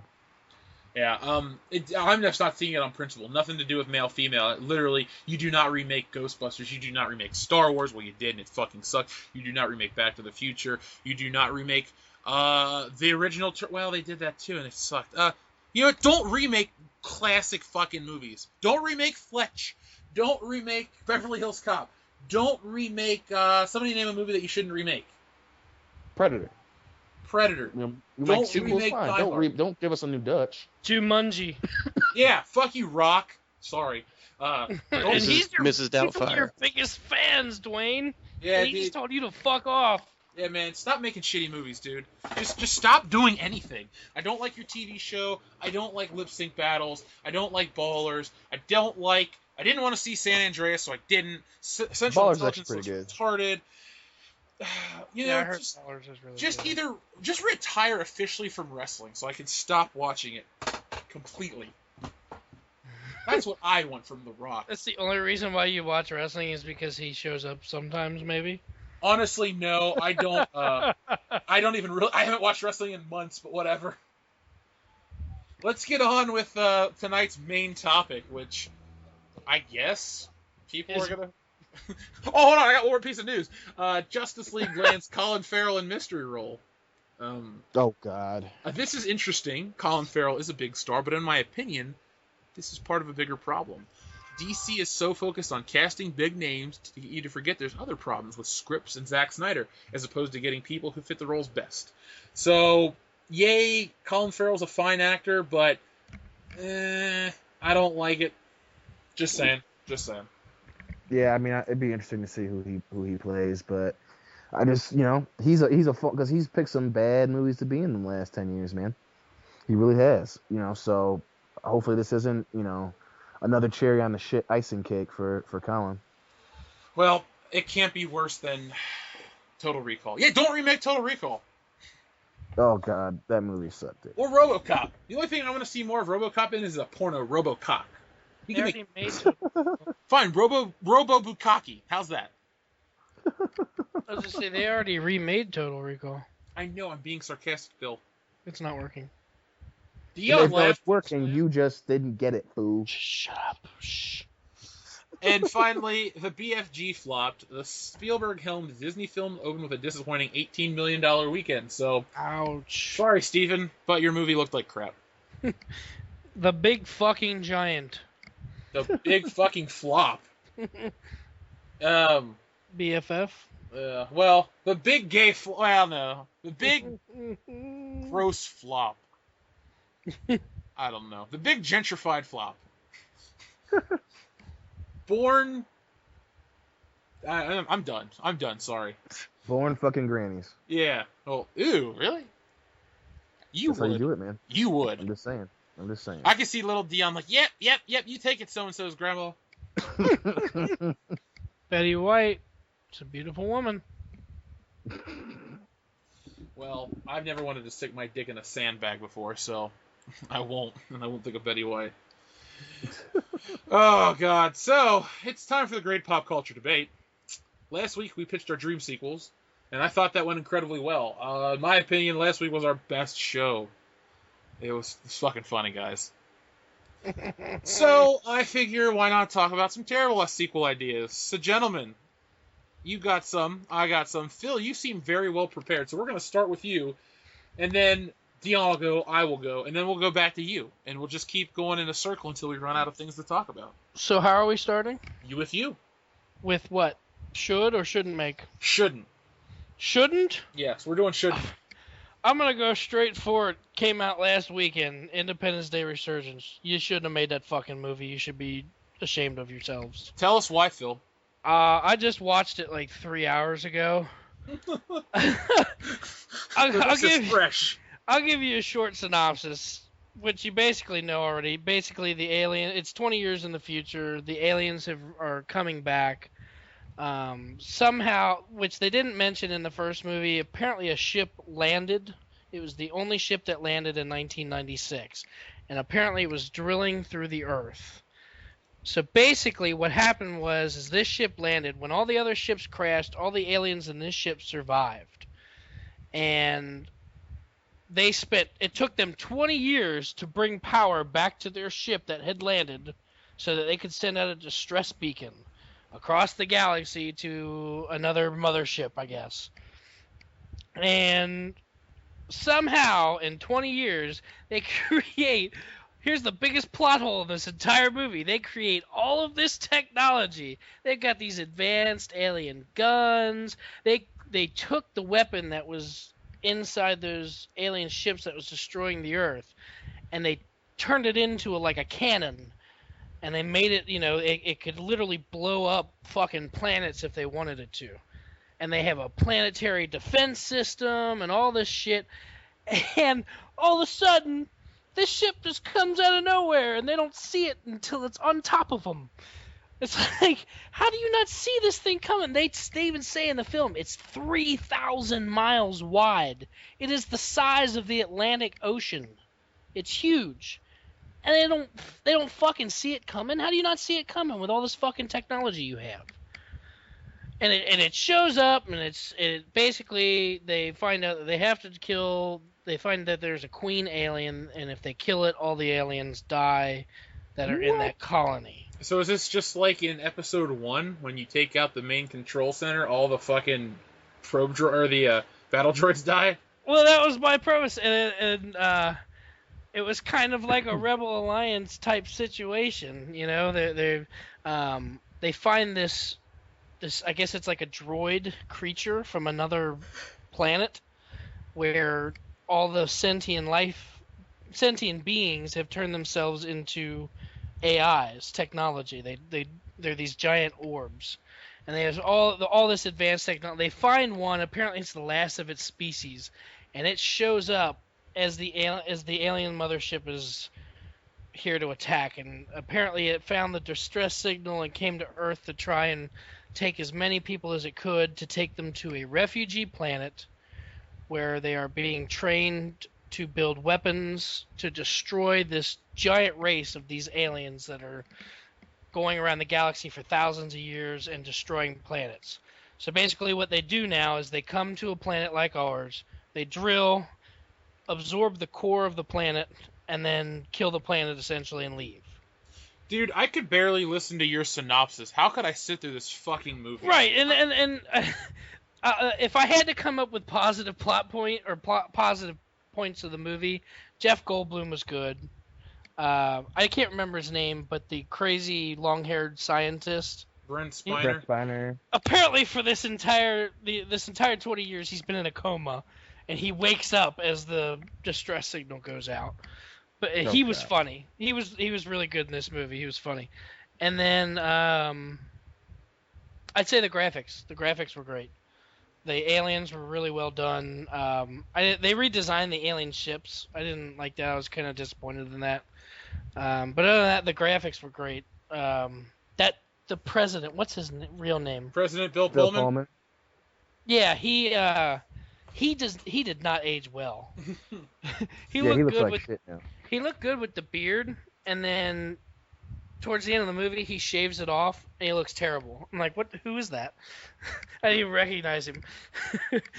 I know the first Independence Day gets a bum rap by a lot of people who are cynical and jaded and want to come off as, film critics, like those guys over at Red Letter Media. But the first Independence Day is a classic film. I don't care how good or bad it is. As I say, I don't get why it gets such a bad. It's on my top 20 favorite films of all time.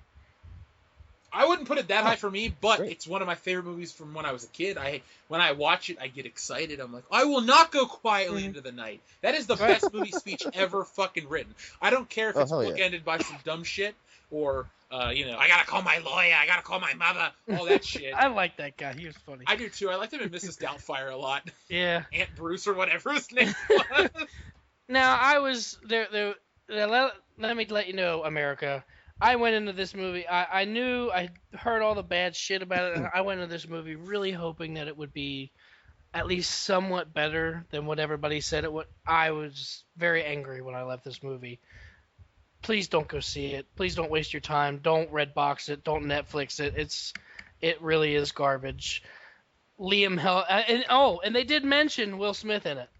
Didn't he die in a plane crash or whatever? He died. He dies when they turn all their fighter jets into spacecrafts, and apparently he died testing them when they created them. So his picture is hanging in the White House. That is weak as fuck. You do not make a sequel to a Will Smith film and not have Will Smith in it unless you want it to fail. And oh wait, that's what happened. And that was my thing. I was like, really, honestly, this movie truly failed because Will Smith's not in it. And then his kid is in the movie, but it's not even the main character. Liam Hemsworth is the main character. He's not connected to any of the old characters.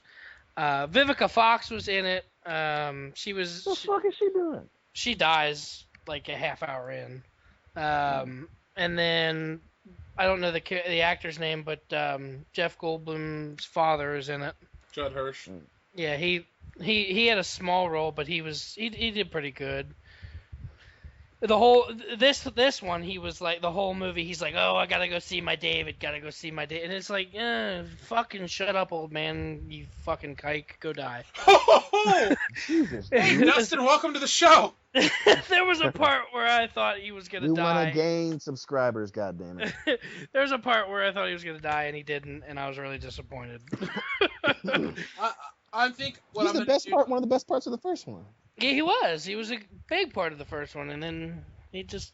I love disaster movies, and Independence Day is definitely one of my favorite disaster movies. And I distinctly remember going to see that movie in theaters when it came out, so July of '96.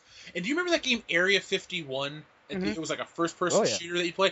I remember playing that game before going to see the movie and after, and it was like Independence Day, the video game. Not the shitty one for PS1, but like the cool one.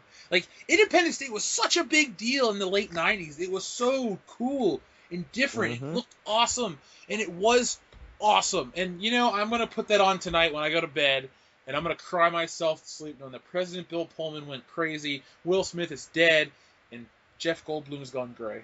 Well, Bill Pullman was still the not hero. a Fox is dead. Bill Pullman was the hero in this movie.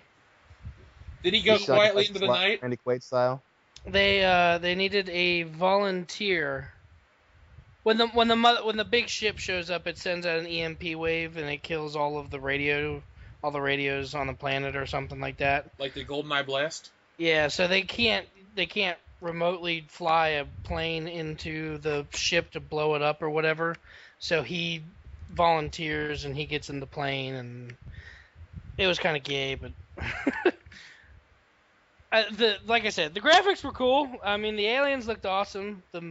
The mother or the queen alien was actually kind of cool looking. She was giant, and the fight with that was kind of cool. But other than that, yeah, it was kind of stupid. So you mean they basically stole the end of Aliens? Kind of. I mean, it was like a start-stop kind of thing.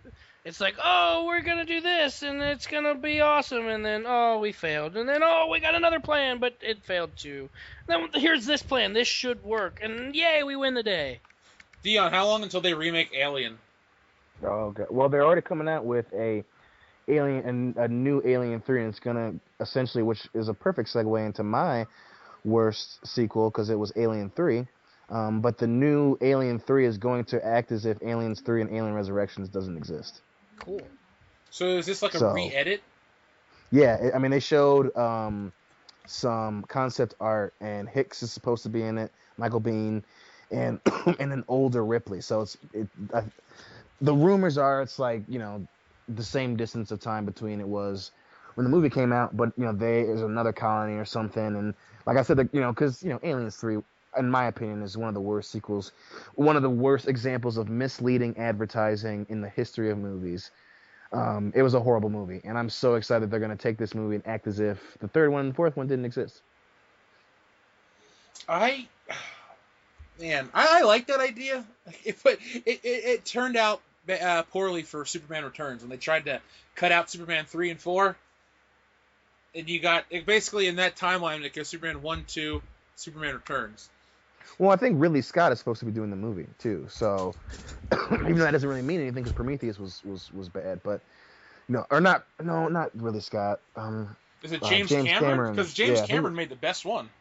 Yeah, I think it's James Cameron's going to be back to it, and I think Ridley Scott is going to write it. So, but yeah, I mean, it's, you know, Alien 3, because in the first trailer, it showed Earth. So it was like the surface of a planet, and as the planet zooms out, it was revealed to be Earth. So the advertising for the movie was that the aliens are on Earth. So people were super excited, and it turns out that they killed Newt, killed Michael Biehn, and then she's on a prison planet with a bunch of crazy dudes who want to fuck her in her butt. Well, I'm never going to watch that movie. I've actually never even seen the first movie. I own it on Blu-ray. Never watched it. Well, we'll watch when you come up. Because Hillary's got to see it. You know how Hillary is, being a pain in the ass. Well, I don't like scary movies. Yeah, you gotta watch it.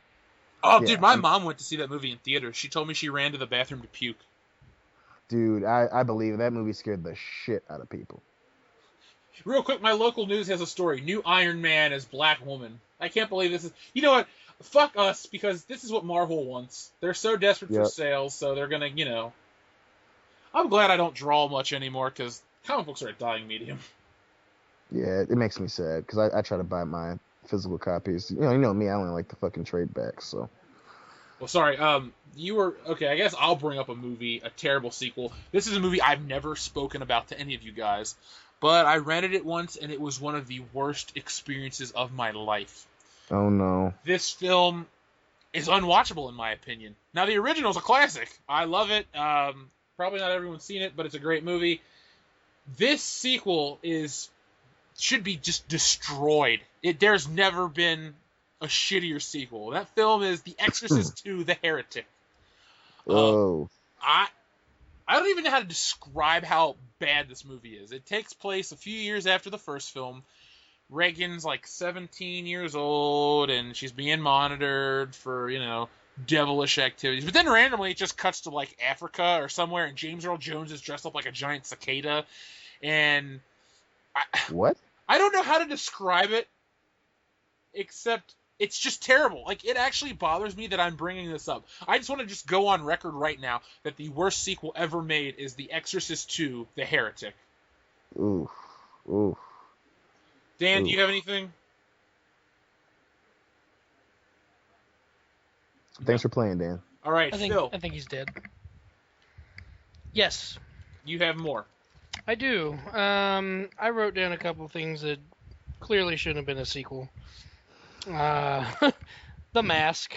I don't know why that. I don't know why they fucking made another one of those. With What were fucking you doing? Jamie Kennedy. Right, a failed actor already. I mean, Jesus Christ. I don't even want to talk about it. It's that bad. I'm just gonna move on. Have you ever, real quick before you move on, have you ever seen that Jamie Kennedy documentary called Heckler where he cries? Yep, I watched it. Yep. He's such a bitch. You don't do what I do. You can't do what I do. Don't make fun of me. Well, the worst thing was when he was he goes to talk to some dude who just flat out admits to being a troll, and he's just like, oh, so you sit in your mom's basement, and he's trying to burn the guy, but the dude on this look on the dude's face is like, you're interviewing me because you feel this way. You're not making me look like an asshole, Jamie Kennedy. And even so, his stand up is so fucking bad. It's like that's why you get heckled. You're not that good. I liked him in Scream, and I liked Malibu's Most Wanted for all the wrong reasons. Yeah. You dropped your gats. So did everybody. Traffic, looking for my chapstick, gonna pull over. There's a Ford Maverick. I don't remember anything else besides, okay, there's one other scene I remember in that whole movie, and it's when the rabbi goes, what's the theme of your bar mitzvah? Star Wars? Something else? He goes, OPP, bitch! And that's all I remember. You know me. You don't remember the gangster asking him if he's got a game cast? Dan, my favorite part, the best part is when Terry Crews, because Terry Crews is in this shit too, and him and his dad make up, and then Terry Crews says something like, "Oh man, I miss my father. I'm gonna call that nigga now." I'm just like, that's the most random shit in the entire world. Well, maybe Malibu's Most Wanted is Jamie Kennedy's classic film that we all should review. I was just saying, it's probably the only one that's worth watching once. Well, Dan, you are the king of afternoon Comedy Central viewing, so I'm glad you remembered some of those scenes. Yeah, I wish I didn't. Dan, you got any terrible sequels that should never have been made? Dumb and Dumberer. Yeah. Are you looking at a list on Complex.com, Dan? I am not. Oh, okay, because I'm looking at it, and it tells me that Dumb and Dumber is number 22 of the worst sequels ever made. It's on my list. Because it is one of the worst sequels, period. It's Doesn't one of the matter. worst movies ever made. It's got Shia LaBeouf, Bob Saget, and not Jim Carrey. The only positive is not Jim Carrey does look like Jim Carrey. Yeah, he's good. I was going to say, even the sequel with Jim Carrey should not have been made. I was going to bring that up. Dumb and Dumber 2 was pretty shitty. The only funny part of that movie is the sequel. Or the title. Because they use the wrong form of 2. And that makes me laugh every time.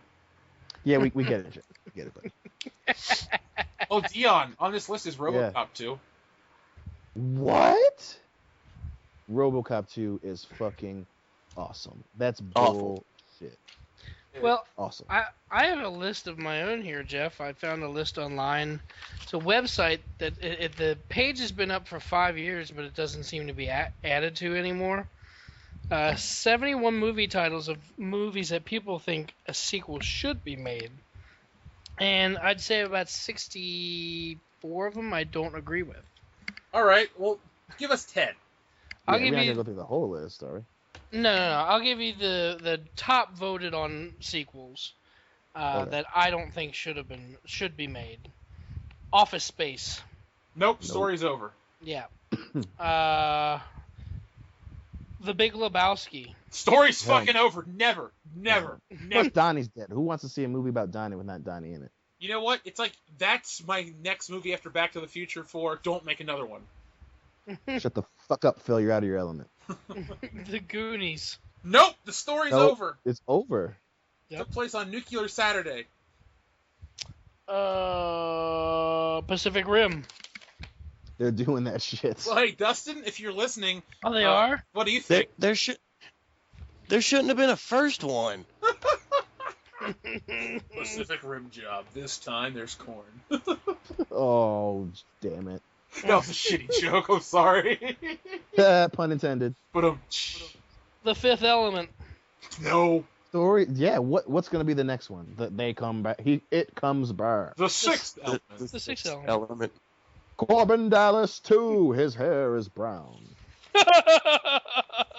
Well, now you've sold me, Dion. Ah. I want to see 13 Monkeys as well. Oh no. What else? I'm looking for a good one. Dread. Yes. I would make like it. a sequel to that. Yeah? That was. See, that's why I hate when you pull up lists, because that was gonna be my movie that there should be a sequel, because that movie's fucking awesome. And Carl Urban's one of the best casted comic book characters ever. Well, this was a list of movies that people thought should remade. Should be a sequel. Should have a sequel. So, this one, Jumanji, should it have a sequel or should it have a remake? I don't think it should have Neither. Yeah, the story's over, dude. There's nothing left to tell. Mm-hmm. I like how these movies... I like movies that end on a cliffhanger. It's like, oh my god, something else is happening. Oh, we'll never know. Boom, done. Now, there are a couple on here that I agree with. I agree with... I think I would love to see another Hellboy. Are there only 2 of those? There are 2. Yeah. Yeah, The round first out one the wasn't that trilogy. good. Well, I was just say the Yeah, second first one wasn't kind that of good, but ended. the second one was. Yeah, the second one was way better than the first See, one. Dion, I thought about disagree. this. Really? I hate the second one, but I love the first one. The first one's so fucking bad, dude. That whole albino race of the people that came back, the brother and the sister, and all that other dumb shit in part 2. It makes way more sense than those monsters randomly getting over to Russia underground. And they've apparently been there, but they're all of a sudden they're growing so fast. There'll be so many of them. Like, how did they get over here? You know a sequel Plus that the I'd whole like thing to with. fix? I'm sorry. Go ahead. I was going to say, we're talking about Guillermo del Toro. I would like to fix Blade 2. I watched that today. There are a lot of problems with that movie. Blade 2 does not need to be fixed. It needs to be redone. The CGI is definitely not good, but it's The really first- bad. But The first Blade is just the best story.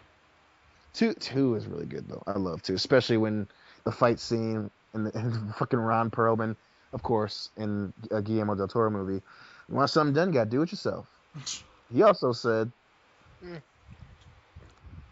or no, he was it like my daddy said right before he killed my mom. Nothing. Okay, guys, good talk. See ya. Oh, well, you like built it up like you were getting ready to say something, and then there was just an odd pause, and I went, Dion? Did you have a stroke? I don't question if you're there. I just question if you just had a stroke. Yeah, no, it happens. My dad had one. Oh, mine's dead though, so equally dead. Mine too. What a Mine coincidence. too! Like, Woo! The Dead Fathers Club. brothers. We'll go kill Dan's dad. I like Dan's dad. He's a nice enough guy. Yeah, Come but you wanna be in the Left Eye gang, you gotta kill your dad. Oh shit. I got a couple. Why is it gotta be killing him? Well, we can't just wait. Nice guys don't. You just can't wait. It's the Dead Dads Club. We need a blood sacrifice for our Lord, Pazuzu. Pazuzu. This That's is an episode of Paw Patrol. No, Pazuzu's the bad guy from The Exorcist, that demon. Oh, is that his name? Yeah. Oh, That shit, sounds like the somebody wants worst to join thing our ever. Facebook group. Well, a couple more on here I agree with. One that's getting a couple that are getting a sequel too. Super Troopers, Mm-hmm. Beetlejuice. No. That's different because he's undead. You can do so many things. Right. Yeah, but and I love Michael Keaton, but I just don't want to push a good thing. I'm so scared about that sequel. We'll find They're out. doing it. They're doing A it. couple years. They're doing it. They're doing it to it.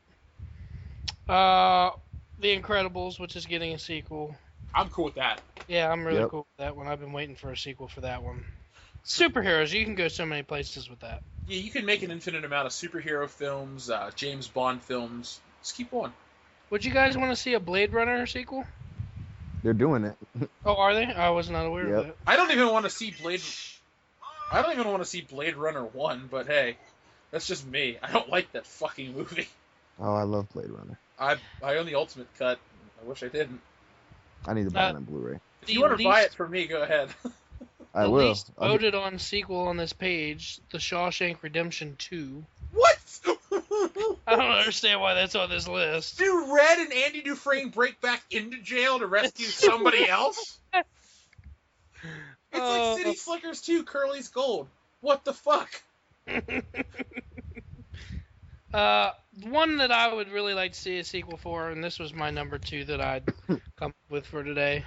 I'd love to see another South Park movie. Of course, with that, I mean, South Park, Bigger, Longer, and Uncut was so funny. There's so many different places they could go with a sequel. Plus, now the animation is so much better. I just think there's a lot of places that they could do that go to make that a great movie. I say if they did another South Park movie, it should end the series. that'd be cool. Yeah, I can live with that. I want more Lethal Weapon movies. I just want one more. Yeah. I want Riggs and because remember, Murtaugh could still be doing it. Well, no, he would have been. That's true. Well, he may have been mandatorily retired, but whatever. I'd He still could have watch it. became like commissioner or captain or something. That would be cool. I mean, they kept getting promotions. Yeah, sequels are good, but sometimes they're unnecessary. I know we talked about what sequels we'd like to have unmade. This is going to be the most unpopular opinion on the show. Back to the Future 2 and 3. Just give me one movie. We'll call it a day. I actually do like 2. Like 3 was horrible. Yeah, 3 is on my list of movies that should not be made. I like number 2. I actually went back and rewatched it over the weekend, and I got to give it more credit. It is a good film, but ultimately it doesn't serve much of a purpose. The only thing it does is make Marty McFly more of a petty character. Right. So, that's me. No one calls me chicken, goddamn. Nobody else has anything? Because I guess we can go into fan mail. Do it to it. All right. Man fail time. Man fail. Man fail. This show should just be called Man Fail. So, I gotta say, the last couple weeks have been really big for World Class Bullshitters. Thank you to the fans. We love to hear from you. And, let's read some of the shit. So, first off, again, Justin B. 6699. Thanks, dude. Really appreciate it. You guaranteed you were going to buy a Shitbuster shirt as well as a World Class Bullshitter shirt. And Justin, you are a man of your word. So I respect that. So that's why I'm giving you a second thank you. But last week we talked about Ghostbusters and some SJW bullshit ruining Star Wars. And this is what you guys had to say about last week's show. This one comes from Matt Allen, who seems to be a new listener and probably a new subscriber, so thank you, Matt. I'd rather watch the Tetris movie more than Shitbusters or any douchey Star Wars film. I agree with that. This comes from Zenith683. 50 faggots die.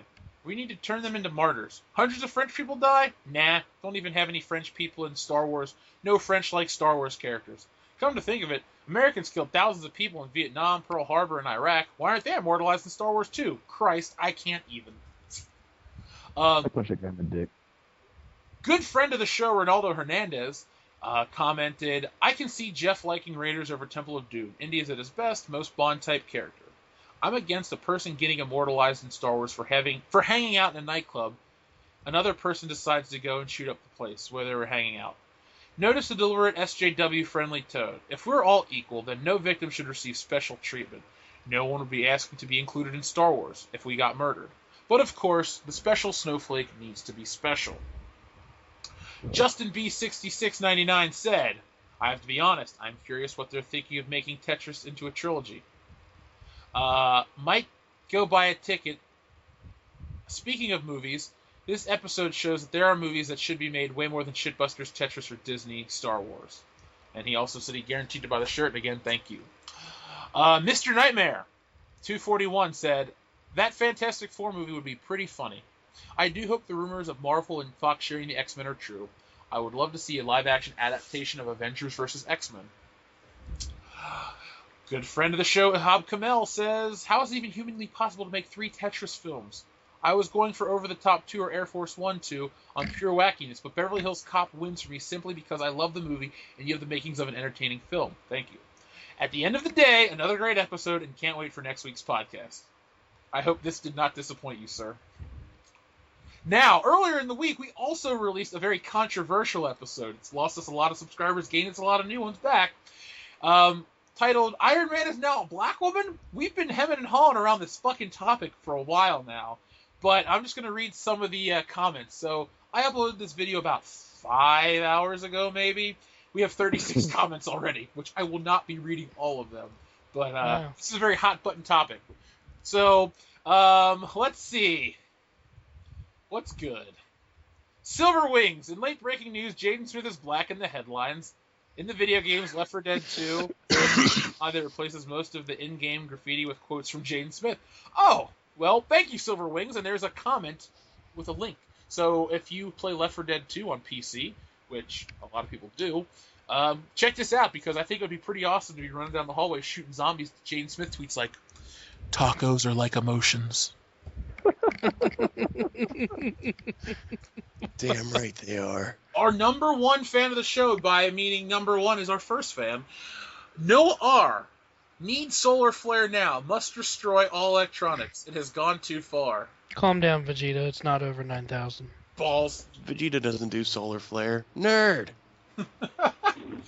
Here's a good comment from a man named Grunge 2001.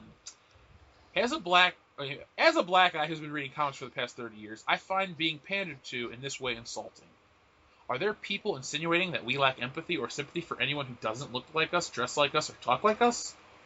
And I use it loosely. I'm not saying stereotypical ghetto boy, straight brim hat, sagging pants bullshit. The thing I always felt that superheroes embodied was a kind of heroism and love that crossed all boundaries and didn't matter who you were or what you looked like or anything. Your life was worth something. You were always redeemable, and if you are falling off a building, you deserve to be caught. I can say you made the most perfect point that I constantly try to make to my friends and family, as black people we're only about 13% of the population. Other races are even less. Why is every character another ethnicity? I can't even speak. I'm so triggered. We're surrounded by the white people. Maybe they couldn't differentiate a little bit, have white people being of German heritage, Irish heritage, Russian heritage, or maybe they could see white people as in a more nuanced fashion. This is really good. I hate affirmative action heroes. I hate switching genders. And after all the cities of existing eras, a hero should be able to pass or fail on its own merits and not be riding the coattails of some perceived super family or Bat family or Flash family or Hulk family or Spider family. If you really dissect it, it feels very 1%ish on these if you dissect it, it feels 1%ish of only these families will prevail. Comics going mainstream has become so twisted. What do you guys think of that? I mean, I don't, as everyone brings up that whole population thing, I don't think it has anything to do with it. But no, it's a good way of explaining why it's not about fucking not wanting her to be black. Is she's not an original character. She's only gonna, if she's even popular, it's gonna because she's fucking an Iron Man copy. Well, Dion, I do think the ratio, the percentage is actually really incredibly important, because if you're going to cater to an audience that exists. Okay, there are 50 million Americans. If 12% are black, then make it a realistic representation in the book. It doesn't need to be like 70% non-white characters to like Captain America. But if you're saying that we don't need to represent things, but then you want it to be a direct correlation to the actual population. I don't think that an amount of a character shouldn't be based on what the population is. The amount of characters should exist because they're good characters. Just because we don't, there's, I don't even know if it's close to 12, 13% of common characters are black, but I doubt that it is. So even then, that wouldn't be a realistic reason. Yeah, it would though, because they're the realistic it's a fictionalized but version of our world. 13%, but there isn't 13% black superheroes. So to say that it should There's be more. So there's you're- more. There's more than 13%. So I don't know what you're trying to argue. I'm saying that it's it should we should be a direct representation of the population. No, it should just be good characters. That shouldn't be a reason. Even then, that sounds like a fucking cop out. Oh, we're only gonna have so many black characters just because it's No, but represent. but it's the opposite way that we have to have so many black characters to seem progressive. But like, who are you marketing these people to? Like, what are the purpose of changing these people's races doesn't make sense. Comics were way more popular. I agree with that. That's what this guy's saying. He's not saying there doesn't need to be any black characters, but you don't need to keep making white characters black to appeal to a demographic that's so small. Like, okay, you had the Static Shock. I don't even know what they were called. They had a specific name. They were Static Shock and all those other guys. That was that whole they were all created by a black team. They created black heroes. That shit's fine. But Iron Man's a white dude named Tony Stark. He's not a black chick. Riri Williams. This goes on to say, there's more people. Kuhulis said, "Oh my God, how dare they not make her Xer disabled and transgender? Fucking bigots." Here's from Castus. This is a new listener to the show. He says, "We already had a female Iron Man before. It was Pepper Potts, who got a suit called Rescue. Who thought people was a neat idea, but they did nothing with her character. We also had a black Iron Man. His name was James Rhodes, who they just killed off now. We get some random ass black bitch to be Iron Man. If this bitch isn't a transsexual woman going to become a man, then this isn't Iron Man. So go fuck yourself, Marvel Comics." And then so people have commented with, "Yeah, but she's not Iron Man. She just got a suit." And then they go on back and forth. Lavelle Lavore goes, "What the fuck? First Thor, then the Rambo making straight characters gay. Now this shit. Black guy speaking, this is bullshit times infinity." Johnny Cruz chimes in, "LMAO, Riri is slang for retard." Mylan W, "Yo, and they have the nerve to give her hoop earrings? Haha, I'm done with Marvel." And then he comments again, "Let me get this straight. They have Amadeus Cho, Asian Hulk, Kamala Khan, Muslim Miss Marvel, Jane Foster, female Thor, Miles Morales, Black Spider-Man, and now they have Riri Williams, Black Iron Man. I'm done, bruh." Oh my God. And then finally, Inside the Dark. "Everything needs a vagina and everything needs a melanin boost. Sure, that will fix everything. Fuck you SJW cuntbags. Dustin McNeese, the world needs more thinking like this." Yeah, nobody seems to like this idea, Marvel. Don't fucking do it. Don't fucking do it.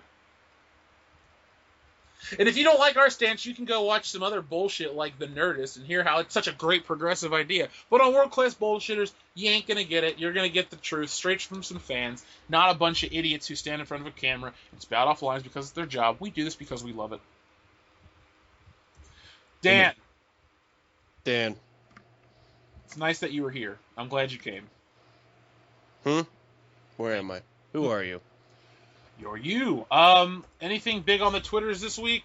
Dion, you've been communicating with people. Any interactions that stand out? Anything you want to talk about?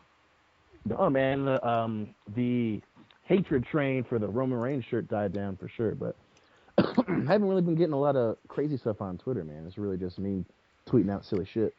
Well, you're doing a good job, man. Keep it up. We got to get... Thank you, Broseph.